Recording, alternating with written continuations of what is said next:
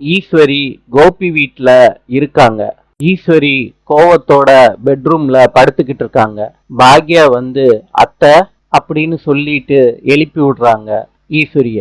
ஈஸ்வரி சொல்றாங்க, எனக்கு கோபிய நினைச்சு ரொம்ப கவலையா இருக்கு.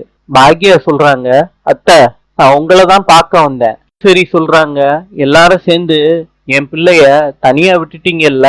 பாக்யா சொல்றாங்க, அத்தை உங்க பிள்ளைய உள்ளங்கையிலேயே பொத்தி வைக்கணும்னு நினைச்சீங்க, நினைச்சத சாதிச்சிட்டீங்க. அப்புறம் என்னத்த உங்களுக்கு பிரச்சனை? ஈஸ்வரி சொல்றாங்க, நான் போய் சேர்ந்துட்டா கோபி அனாதை ஆயிர மாட்டானா பாக்யா? பாக்யா சொல்றாங்க, அத்தை அதுக்கு நான் பொறுப்பேத்துக்க முடியாதுல்ல அத்தை. அவரோட பிள்ளைங்க ரொம்ப பொறுப்பானவங்க, அன்பு அக்கறை எல்லாமே இருக்கிறவங்க. கண்டிப்பா அவருக்கு உதவி தேவைப்படும் போது அவங்க பார்த்துப்பாங்க. அத்தை நம்ம வீட்டுக்கு போகலாம் அத்தை, வாங்க அத்தை, நாளை சந்திப்போம்.